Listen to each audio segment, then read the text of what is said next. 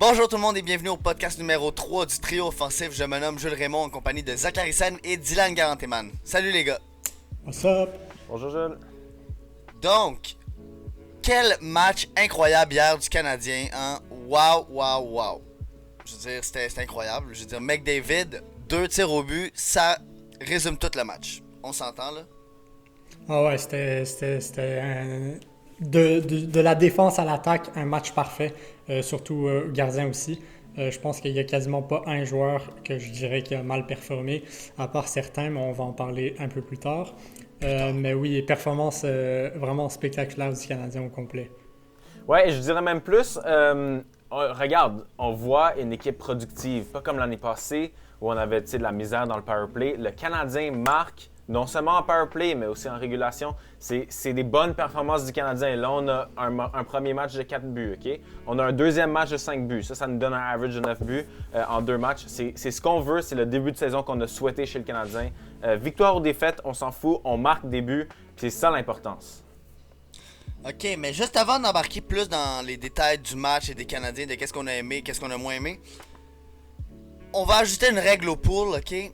Qu'est-ce qu'on va faire, c'est que dorénavant, on aura 3 joueurs pour toute la saison qu'on pourra échanger. Donc, no matter what, on n'aime pas la performance d'un de nos joueur est blessé, notre joueur a la COVID, notre joueur il est en IHL, il est sur le taxi squad. On a 3 joueurs pour l'échanger de notre pool. Donc, est-ce qu'il y a un de vous deux aujourd'hui qui veut faire un changement dans son pool? Si tu me permets, moi j'aimerais échanger Trevor Zegras, qui est soutenu à la AHL pour le reste de l'année. Puis j'aimerais le changer contre Grigory Denisenko, si tu me le permets. Oui, excellent bon trade.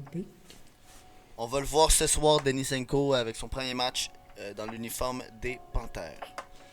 Donc, on a fini le pool. Allons directement dans le match. Et moi, je veux parler d'un trio qui avait été un peu absent au premier match. Ou absent dans le sens qu'il avait moins été présent. Le trio de Danault, Tatar et Gallagher. Hier, ils ont vraiment montré encore une fois qu'ils sont capables de prendre le temps de jeu et de mettre du temps de jeu de qualité. Ben oui, on a revu le trio Danault, Tatar, Gallagher de l'an dernier. Donc un trio dominant autant offensivement que défensivement, avec Tatar qui marque des super beaux buts, Gallagher qui travaille fort, puis Danault qui est un excellent two-way centerman. C'est ça qui va faire que le Canadien va être une bonne équipe. C'est ces trios-là. On a tellement de bons trios que s'il y a un trio qui performe moins bien, t'en as un autre qui va arriver et va être meilleur. Dans le premier match, tu avais le trio de Suzuki qui ont dominé. Dans le match 2, c'est le trio de Danault qui ont pris la relève. Donc oui, excellente performance de ce trio au complet. Et je dirais même plus, pour aller en accord avec ça, que les buts de Tatar! Quel but! Est-ce qu'on peut prendre un instant pour remercier Tatar de jouer du hockey qui nous inspire vraiment? Moi, là, j'ai vu son premier but, tu vois, en retraite, une petite belle passe de Danault en retrait. Puis là, Tatar la met top shelf, vraiment clean. Et son deuxième but en échappé, je pensais qu'il avait foiré tout. Puis là, il vient proche du gardien, puis avec la puck. Puis on dirait qu'il avait échappé la puck, mais non. Il la met 5 hole. Puis il embarrasse Koskinen, le gardien de 6 pieds 7. Et wow, quelle performance de ce trio-là. Gallagher n'arrête jamais. Puis Danault, c'est juste le meilleur back-check, two-way, comme déjà dit, le meilleur two-way centre que j'ai vu chez le Canadien. Mais pour moi, Tatar continue à être le joueur le plus underrated des Canadiens. Oui, il y a eu des playoffs très décevantes et je pense pas que c'est un joueur qui va performer très bien en playoffs en général. Mais en saison régulière, l'an dernier, c'était notre meilleur joueur et cette année, il a super bien commencé avec déjà 3 buts, dont 2 5-hole. Donc moi, j'adore Tatar et j'espère qu'on le re-signe. Ouais, j'avoue que ça serait vraiment très bon. Puis je pense qu'on, comme tu dis, on le underestimate à chaque année. Hein? Je pense qu'à chaque fois, on pense qu'il va flop. Il va flop, puis il flop jamais. Ou en tout cas, il flop des fois, mais des fois, il est inconsistant. Cette année, il commence en étant le meilleur. Est-ce qu'il va garder sa place? Je ne sais pas. Mais là, je veux parler d'un joueur qui ça peut être quand même controversé parce que on n'arrête pas de donner tout à Suzuki. Puis avec raison, le Suzuki c'est extraordinaire. Moi, sincèrement, je pense que ça peut être un de nos elite centers. Là. Genre, il peut devenir un centre élite dans la Ligue nationale, top 15 facile. Facile, je pense. Top 15 centre, là, je pense qu'il peut avoir ce rôle-là facile.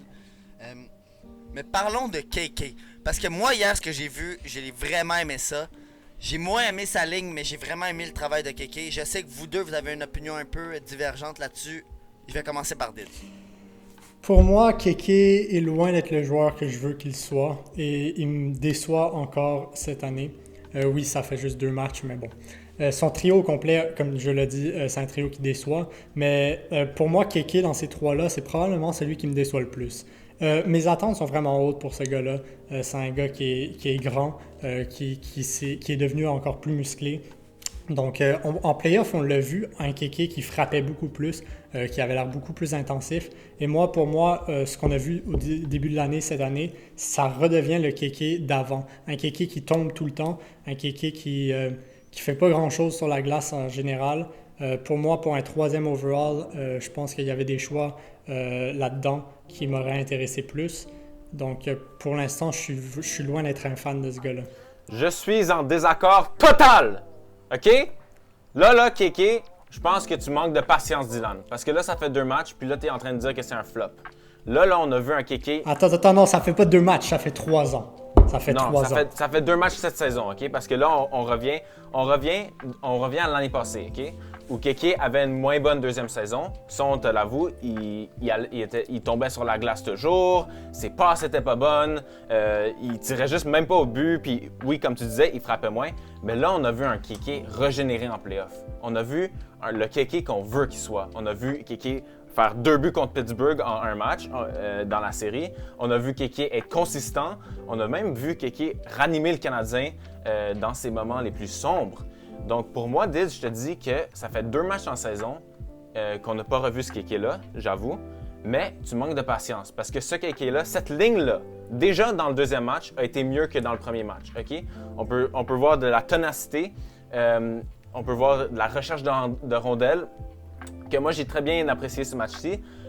On a les chances dans ce 3e trio-là, mais tu sais, encore une fois, c'est les Toffoli, puis des fois, parfois même, je vais avouer, mon Armia qui ne capitalise pas sur ses chances. Moi, je pense que c'est plus ça, parce que sincèrement, quand je regarde le trio, KK, c'est celui qui va se battre, okay, qui va aller chercher la puck en frappant le monde. Hier, là, il est rentré en zone, il s'est fait intercepter, pas intercepter, il s'est fait entourer de 3 joueurs adverses. Il est sorti avec la puck, il a fait une passe, puis c'est Armia qui l'a perdu. Après, on a Toffoli, qui c'est un marqueur. Il manque toutes ses shots.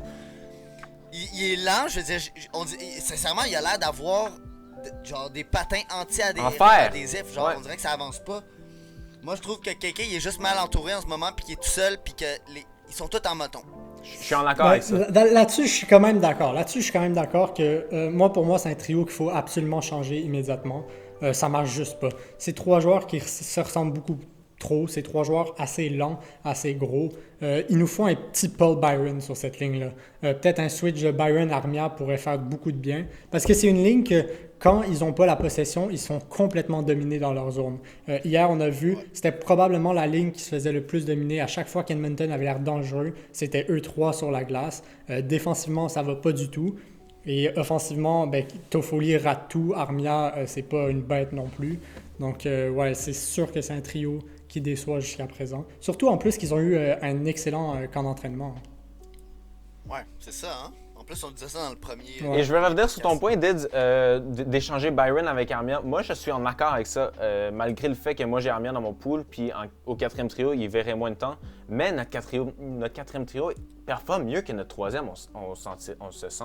T'as un Byron, puis t'as Evans qui performe très bien. Evans, avec un but, il prend son retour en désavantage numérique hier. C'est des choses intéressantes, c'est des ingrédients qu'on voit dans un 4e trio, qu'on veut quasiment dans notre 3e trio. Donc peut-être mettre un bel élément dans le 4e trio, un Paul Byron, puis on place son énergie dans le 3e trio, peut-être que ça pourrait marcher. Je vais revenir sur Evans parce que à la dernière game, la première, là, il y a eu vraiment beaucoup de critiques. Moi, j'avais aimé quand même ce que j'avais vu de lui offensivement. Mais il y avait eu beaucoup d'erreurs, tu sais, beaucoup de passes. Et il avait gagné une une seule face-off aussi, ce qui est une un seule truc mise au beaucoup, jeu. Tu sais, c'était vraiment, vraiment. Ça montrait peut-être qu'on avait peut-être besoin d'un centre vétéran, ou en tout cas d'aller ouais, chercher genre un quelqu'un de Nate même. Thompson. Mais là, moi, je trouve que hier, il a vraiment montré sa place. Ouais. Il a vraiment montré qu'il est un joueur NHL qui est Ah prêt. oui. Pour moi, il y a eu une première game relativement décevante. Il a fait quelques erreurs, il a été mauvais dans les face-offs. Là, il y a la panique qui s'installe rapidement. Par contre, directement, il y a eu une extrêmement solide game. Autant défensivement sur le piqué où il a marqué en plus. Mais offensivement, il a montré plein d'affaires. Donc, bravo à Evans pour ça. Là. Moi, je suis un peu en désaccord avec vous. Moi, j'ai trouvé que son match contre Toronto, c'était pas le meilleur, on va s'entendre. Oui, il a perdu des face-offs, mais les face-offs, c'est pas tout. C'est un élément de son jeu.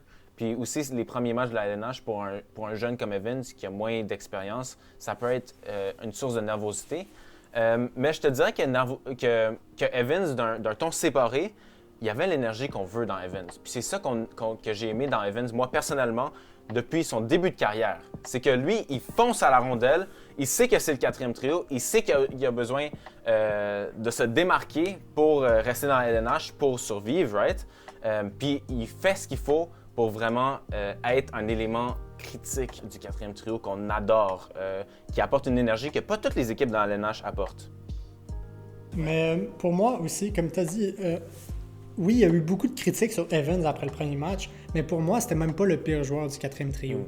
Je veux parler rapidement de Lekonen parce que je suis vraiment pas un fan de ce joueur-là et je pense que même hier, c'était probablement un de nos pires joueurs niveau attaque. Non seulement il est pourri en shot, il est pas capable de shooter une fucking puck sur le gardien, let alone dans le but. C'est un joueur que je trouve qu'il s'efface beaucoup. Je le vois pas faire grand-chose. Oui, des fois, il sort des beaux petits jeux défensivement, Oui. mais c'est vraiment un joueur que, je sais pas pour vous, mais moi, j'essaierais de me débarrasser de ce gars-là. J'aime. Tu irais carrément dans un trade ou tu irais. Qu'est-ce que tu Je te ferais? Est-ce que dirais- tu le descends. C'est ça. Je te dirais plus que j'essaierais, tu sais, là, on a Frolic et Pee-Wee qui ont toujours pas joué une game. Moi, j'essaierais peut-être d'en monter un des deux. Voir qu'est-ce qu'ils vont faire parce que peut-être qu'il y en a un des deux qui va nous surprendre puis il va laisser sa place. Ok, puis tu risquerais le waivers sur un gars comme Lekonen qui pourrait clairement aller aider un 4e trio ailleurs. On s'entend là. Moi, ça me dérangerait pas. Moi non plus. Moi, je te dirais que il nous reste 2 chokers chez le Canadien. Ça, c'est un hot take, mais Lekonen a toujours été un choker dans le CH. N'importe quand il y a une chance, il y a eu des buts ouverts l'année passée qui manquaient. Là. Ouh! Quand même. Il faut s'en remettre. Puis le deuxième choker, c'est Drouin. OK? C'est un gros hot take, je sais. Ok, ça, je suis pas mais c'est d'accord. bon, t'as le droit. T'as le droit. Mais Hier- attends, laisse-moi parler parce que c'est moi qui est en train de parler, right? Drouin manque des opportunités faciles au deuxième trio. Puis je pense qu'il manque au chemistry du deuxième trio qui marche tellement bien entre Suzuki Non, et, non. et Anderson qui, eux, travaillent super bien. Tu vas voir Drouin perdre la puck. Oui, il fait des bons jeux. Je dis pas que Drouin, il est mauvais. Il fait des bons jeux. Parfois, tu vas voir, il fait des belles passes. Mais il manque des opportunités. Puis tu te dis, Drouin, t'es en échappé, tu marques ça, t'es au deuxième trio. C'est pour ça que t'es là. Ok, mais on s'entend que hier, moi je trouve que c'était un Drouin complètement différent. Il était. Tout d'un coup, on voyait vraiment sa vitesse. Il était vraiment.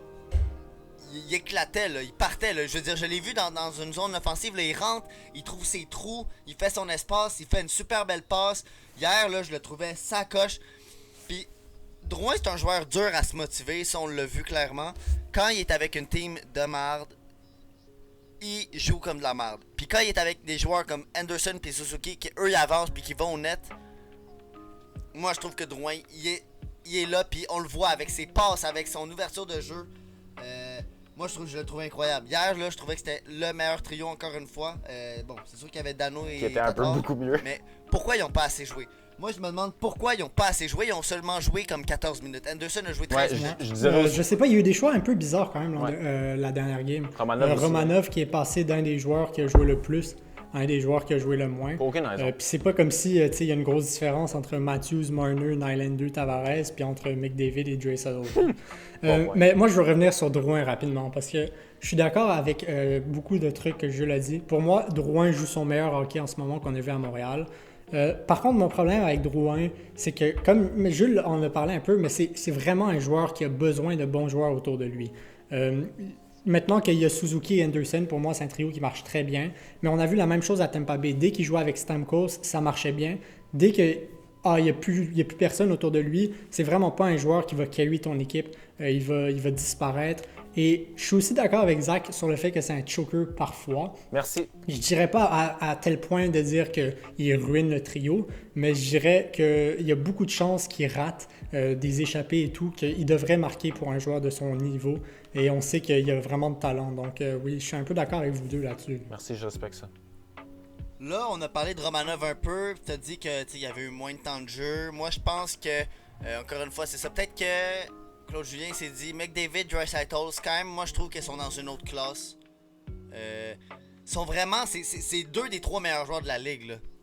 Je pense que Romanov a eu un peu de temps, mais peut-être, tu sais, je sais pas, c'est un slow start. Mais il a vraiment juste l'air d'un vétéran sur la glace. Il a tellement de confiance, il est tellement calme quand il fait ses passes. Toutes ses passes sur sa palette, au bon endroit, proche de la ligne bleue offensive. Je veux dire, on n'a rien à dire sur ce joueur-là encore, là. Tu rentres de même dans la LNH. Déjà, il y a des défenseurs dans ton équipe qui sont intimidants. T'as des Shea Weber, t'as des vétérans comme Edmondson, t'as des Petrie là, qui sont juste mieux avec l'âge. T'as Ben Sherratt qui a augmenté le niveau des dernières années. Puis t'as Romanov qui, lui, il doit mettre une impression, right? Il commence à la troisième paire. Puis il vient dans la LNH, puis il nous montre de ce qu'il fait. Il montre qu'il est confiant. Il dit, Gad, moi là j'ai dominé en Russie, là. Je vais dominer en Amérique du Nord aussi. Il montre ses passes. Ses passes. On n'a pas vu son tir, par exemple. J'aimerais voir plus de tirs de lui. Mais Romanov, c'est très promettant de ce que j'ai vu à date. En parlant d'arrêter Draisaitl et McDavid, quel match incroyable de Price en wow. Je veux dire, on a un Price de même puis un Allen, là, on gagne la coupe. Mais check, moi je suis pas le plus grand fan de Price, mais Price, il a montré que ça pourrait être une année pour le Vézina cette année. Match spectaculaire du début à la fin. Là. Ouais, carrément. Donc, merci beaucoup d'avoir écouté. Maintenant, on est disponible sur Spotify, TikTok, YouTube, Instagram. Allez nous suivre et on se reparle la semaine prochaine. Let's go! Peace!